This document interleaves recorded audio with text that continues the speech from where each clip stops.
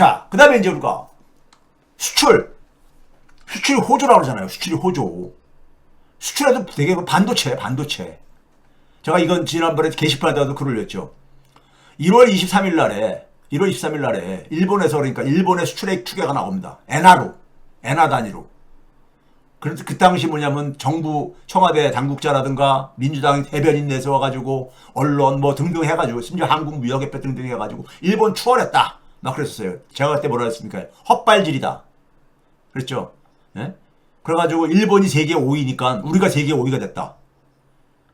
그래 막 그랬었어요. 근데 뚜껑이 나왔죠. IMF에서 집계하는 게 209개국입니다. 전 세계 국가가 209개 국가를 대상으로 집계를 합니다. 그러니까 시간이 좀 걸려요. 예? 그게 4월 초에 나왔죠.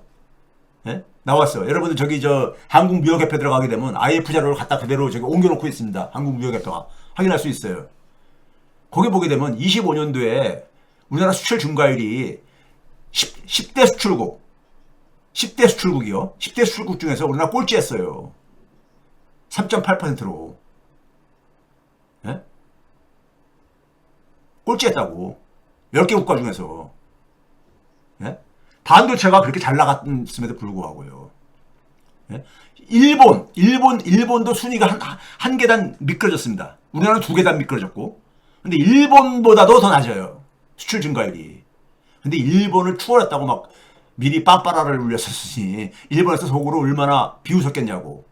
겉으로 표면상으로 표현을 안 했습니다. 거기 반박하는 근데 속으로 얼마나 웃었겠냐고요. 일본이. 이거 봐보세요. 수출은 있잖아요. 우리나라가 통제할 수 있는 변수가 아닙니다. 이건 수입하는 국가가 경제가 잘 돌아가야지만이 수입을 해주는 거고, 그래 우리가 수출 잘 되는 거잖아요. 예? 3, 4분기 기준만 하더라도 우리나라는 순수출이 마이너스의 성장 기여도를 기록했어요. 성장 기여도가 쭉 떨어지고 있잖아요.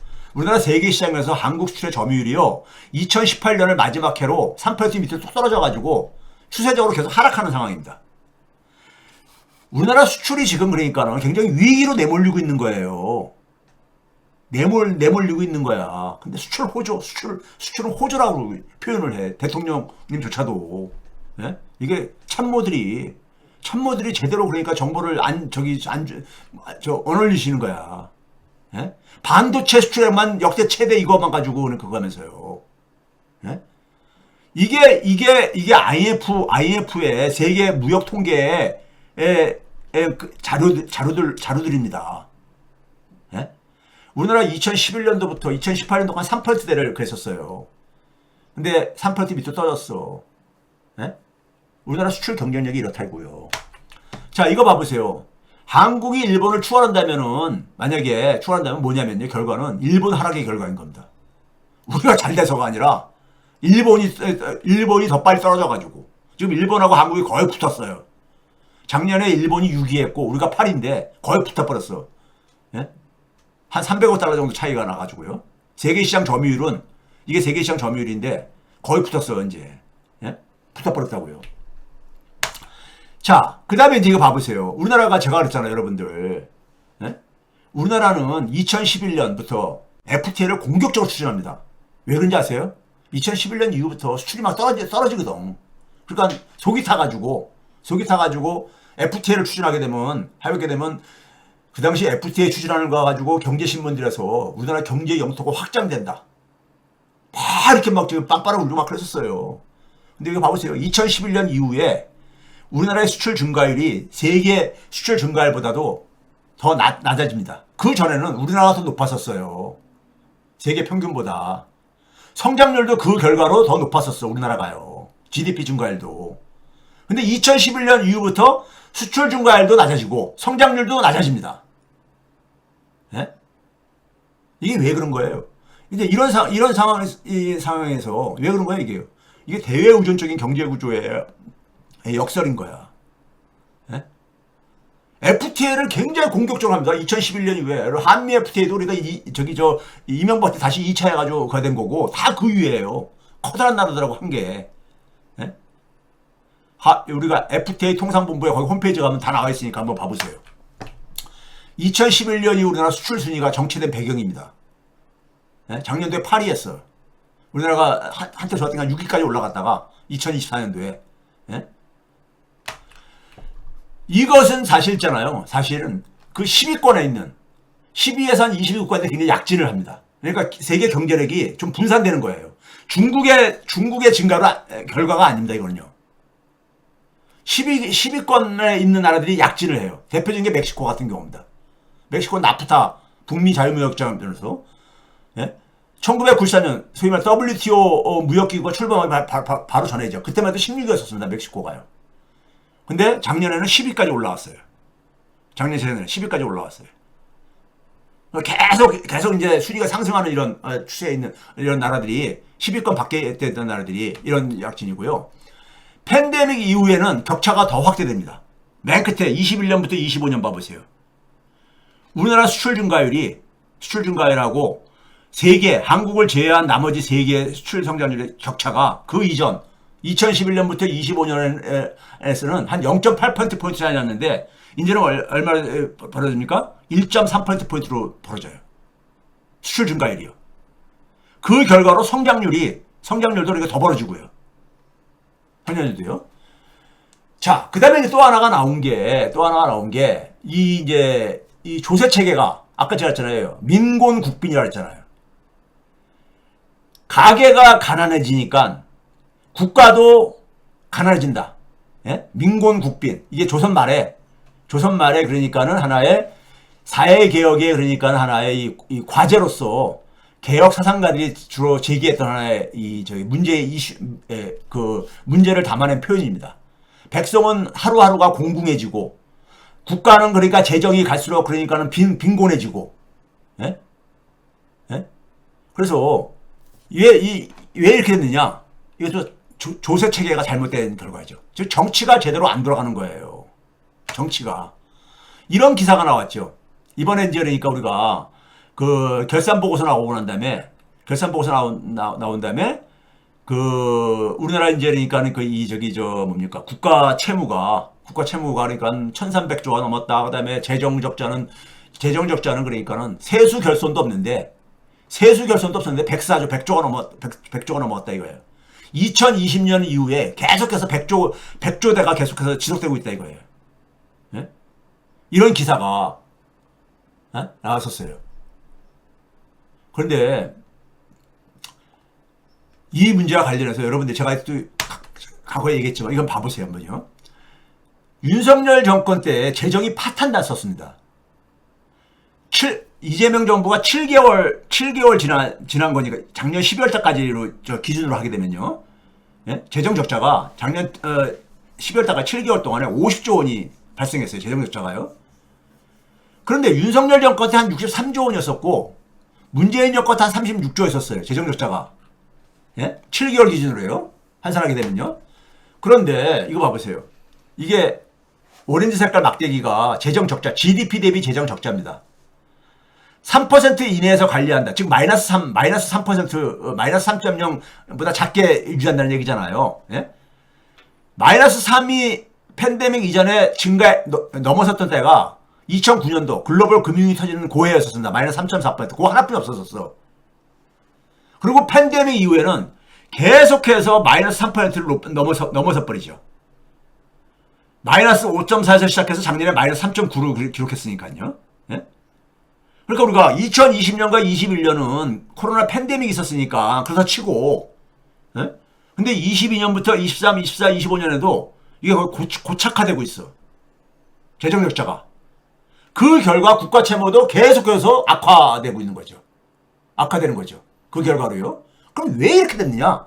그러니까 지금 뭐냐면 재정 적자를 3% 이내에서 관리를 하지 못하던 국가 채무는 계속 증가해. 단지 속도가 빨라지는 거죠. 속도가 빨라지는 것뿐이야. 예? 재정에 대한 이해가 상대적으로 충분하지 않은 일반 국민들은 이거 굉장히 걱정하는 거잖아요. 그러니까 이게 소위 보수 언론들에서 아주 단골 메뉴로 이거를 공격하고 그러잖아요. 단골 메뉴로. 자, 이거 봐보세요. 2020년부터 재정적자가 이제 만성화가 정착됐는데 표로 정리한 겁니다. 그러니까요. 밑에 빨간색 글자가 마이너스 3%를 넘은 게 한 해도 빠지지 않고 쫙 가잖아요. 예? 한 해도 빠지지 않고. 코로나 팬데믹 때 2020년, 21년은 그 특수한 상황이라서 그런 거 했는데 그 이후에도 계속 치솟는다 이거예요. 문제는. 그러면 24년, 25년에도 마이너스 4% 안팎을 그랬다면 앞으로 그러지 말란 법이 어디냐 이거죠. 자, 이거 봐보세요. 그러면 세금이 적게 거쳐서 그러냐? 그걸 세수결손이라고 하죠. 정부가 예상한, 추계한, 그러니까 정부가 예산을 편성할 때는 내년도 그러니까 우리가 국가의 수입이 세금이 어느 정도 거칠 것이다. 이걸 추계해서 하잖아요. 그것보다도 많이 거치게 되게 되면은 세수를 그러니까 과소 추계한 거죠. 그것보다 적게 거치게 되면 세수에 결손이 생긴 거죠. 그렇죠? 근데 이게 보게 되면요. 세수를 보게 되면은 초과세수가 작년도에 초과세수가 1.8조 원 더 초과세수가 발생을 했어. 근데도 불구하고 재정적자는 마이너스 3.9%를 기록했다 이거예요. 네? 마이너스 3%. 그럼 이게 뭐에 문제가 있는 겁니까? 세금이 그러니까 지금 불충분하다는 얘기인 거예요. 세금이 불충분하다는 얘기예요. 상식적으로 생각할 때. 예? 세금이. 자, 그 얘기는 뒤로 하고요. 자, 그 다음에 이거 봐보세요. 국세 수입 증가액하고 재정적자 증가액을 봐보세요. 이재명 정부 때, 예? 그러니까 작년 6월달 출범했잖아요. 그래서 올해 2월달까지 26조가 국세 수입이 그 1년 전에 비해서 증가를 했어요. 국세 수입이. 윤석열 때 파탄 났었으니까는. 근데도 재정적자는 마이너스 64조입니다. 국세 수입이 저렇게 증가했는데도 불구하고 재정적자가 여전히 그러니까 높은 수준이 지속되고 있다 이거예요. 윤석열 9개월 평균이나 문재인 9개월 평균이나 비교해 봤을 때, 예? 별로 그러니까 적지 않은 정도에 그러니까는, 예? 윤석열 때는 워낙 그러니까 국세 수입이 줄어들었으니까는 더 커졌다 치더라도 문재인 정부 때하고 비교해 보더라도 국세 수입은 더 거쳤는데도 재정 적자는 더 늘었다 이겁니다. 예? 이건 무슨 얘기입니까? 국세가 불충분하다는 얘기인 겁니다. 국세가 불충분하다는 건 뭐예요? 정부가 가난해지고 있는 거지 뭘. 정부 수입의 가장 기초가 뭐예요? 국세잖아요. 자, 그래서 민곤국빈이라는 얘기가 그 얘기한 거예요. 자, 봐보세요. 중앙정부 채무, 지방정부는 그러니까 뭐 정당 소속이 다 틀리니까 중앙정부 채무 증가액만 보게 되면요. 대통령이 책임지는, 관리하는 저거니까는요. 이재명 정부 때, 이게 9개월 평균입니다. 예? 이재명 정부 때 한 95조 원이 증가했어. 문재인 9개월 때하고 비슷해. 예? 근데 윤석열 정권이 45조 원뿐이 안 돼. 45.0인데 0자가 빠졌네요. 45조 원뿐이 안 돼. 절반뿐이 안 돼. 절반도 안 돼. 재정 적자는 굉장히 커졌는데 윤석열 정부 때 왜 그러겠습니까? 이 문제 제가 과거에도 얘기하지 않았어요? 이 문제부터 드러내가지고 이 문제를 그러니까는 국민들한테 제대로 알리고 제대로 그러니까는 장부도 제대로 정리해야 된다 그랬잖아요. 이거 뭐예요? 정부가 재정이 적자가 나게 되면 국가 채무도 증가하는 게 자연스러운 상식 아니에요? 근데 윤석열 정부 때는 재정 적자는 굉장히 크게 증가했는데 국가 채무는 별로 안 증가했어. 그럼 뭐 한 거예요? 예? 눈가림식으로 돌려막기 한 거지. 그 대표적인 게 뭐예요? 정부가 그러니까는 돈이 없을 때 되게 하는 게 뭡니까? 한국은행에서 일시 차입하든지, 한국은행에서요? 그 다음에 뭡니까요? 채권 발행하는 거지, 뭘. 채권 발행. 그 재정을 보충하기 위해서 그러니까 발행하는 채권을 재정증권이라고 합니다. 재정이라는 게 국가의 살림살이니까요. 재정증권이에요. 만기 1년 미만에, 1년 미만 단기채로 발행을 합니다. 이거 발행액을 봐보세요. 16년부터 22년까지, 22년까지, 이때는, 이게 몇 년입니까? 6년간에도 불구하고, 연평균으로 보게 되면은, 이게 연평균입니다. 연평균을 보게 되면은 재정증권하고 한국은행에서 일시 차입한 게 53조 원 정도뿐이 안 됐었어요. 예? 그런데 윤석열 정권 때 23년부터 25년 3개년 동안에 보게 되면 작년도도 그러니까 윤석열 정부에서 재정을 편성한 거니까는 예산을 편성한 거니까요. 작년도도 이게 192조로 증가합니다. 거의 4배로 증가하잖아요. 그러니까 이렇게 돈을 어디서 그러니까는 돌려막기로 해가지고 국가 채무 증가하는 걸 막은 거야. 이게 좀 분식회계지 뭐야 이게요. 근데 그거 채권 발행한 거 그 다음 정권이 갚아야 돼. 상환해야 되잖아. 상환을 해야 되잖아요. 예? 그 다음 정권의 채무로 이게 넘어오는 거잖아. 예? 그러니까 이자 지급액도 봐보세요. 빨간색이 이자 지급액인데 윤석열 정권 이전에는 그러니까 연 64억 원 발생하던 게 1811억 원으로 이자율 좀 올랐다 치더라도 너무 이게 뭐예요? 거의 그러니까요. 30배 가깝게 증가한 거잖아요. 그러니까 이 돌려막기 한 거야. 예? 자, 그 다음에 이제 우리가 이 재정적자하고 중앙정부 채무하고, 예? 그 결과가 그러니까는 이게 이재명 정부에 이게 반영되고 있는 겁니다. 이재명 정부에서 그러니까는 소위 말해서 그러니까 이 그 재정적자하고 중앙정부 채무가 예? 크게 증가하는 이유가 2026년 거 보세요. 왼쪽 거는 작년도 7개월간이고 오른쪽은 그러니까 올해 2개월. 이재명 정부를 나누게 되면 작년도 7개월하고 올해 2개월 딱 나눴을 때 보게 되면 어떻습니까요? 파란색이 중앙정부 채무야. 빨간색이 재정적자야. 그런데 작년도는 재정적자가 50조나 증가해가지고 국가 채무가 중앙정부 채무가 50조로 증가한 거는 거의 뭐 이건 상식적으로 앞뒤가 맞잖아요. 맞잖아. 여기다 이제 그러니까 사실은 중앙정부 채무는 더 많이 증가해야 되지. 이자까지 있으니까는. 근데 하여간 대충 그래도 그 맞잖아요. 근데 올해 봐보세요. 재정적자는 14조인데 정부 채무는 44조가 증가했어. 작년하고 올해는 너무 차이가 심하지 않냐고요. 왜 그런 거예요? 작년도에서 넘어온 것들인 거야 이게. 예? 윤석열 정부에서 돌려받기 한 게 넘어온 결과가 이거라고요. 그래서 결국 이재명 정부가 뒤집어 쓰는 거야. 그 이재명 정부에서 국가 채무 크게 증가했다. 보수 언론들이 계속해서 이 공격거리를 삼고 그러잖아요. 지금 코스피로 오르니까 이렇게 저걸 쉴드 치고 있는 상황이지만은 예? 자, 올해 국세 증가의 근데 원인을 봐보세요. 세수가 초과됐거든요. 예상한 것보다도. 국세가 그러니까는 1월달, 2월달, 2개월 동안에 10조 원이 증가했어요. 작년도에 비해서. 10조가 더 많이 거쳤어. 작년도에 비해서요. 근데 여기 중에 되게 봐보세요. 뭐가 대부분을 차지합니까요? 부가세하고, 부가가치세하고, 소득세. 합해서 얼마입니까? 6.6조 원. 거의 3분의 2잖아요. 3분의 2가. 뭐 증권거래소 이런 것도 마찬가지고, 그렇죠? 교통세, 이것도 마찬가지잖아요. 교통세, 증권거래소, 이거 전부 다 뭡니까? 개인 가게들이 다 지불하는 거잖아요. 예? 이걸로 다 거둔 거야. 법인세는 0. 법인세는 하나도 안 증가했어요.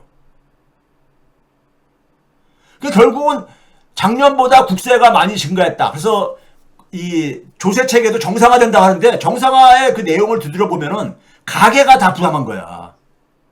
가게가 2개월 동안에 10조 원이 증가했는데 그 10조 원 증가 전체의 대부분이 가게가 부담한 세금들이라고. 법인세는 0이잖아. 증가한 게 없잖아요. 여러분들이 볼 때는 반도체가 잘 나가서 법인세가 많이 증가했을 것 같죠? 반도체를 제외한 나머지 산업들은요, 지금 너무 안 좋거든요. 네? 그러니까 법인세 내지도 못하는 기업도 많아요. 이건 전체를 다 짓게 하는 거니까. 그렇죠?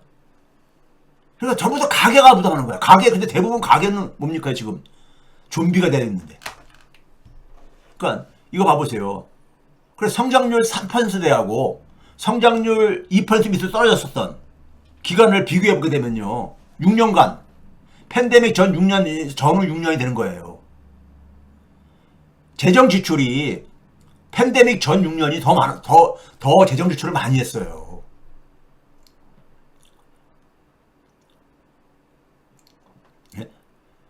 아니지. 팬데믹 이후가. 예? 근데도 성장률은 더 떨어졌다 이거죠.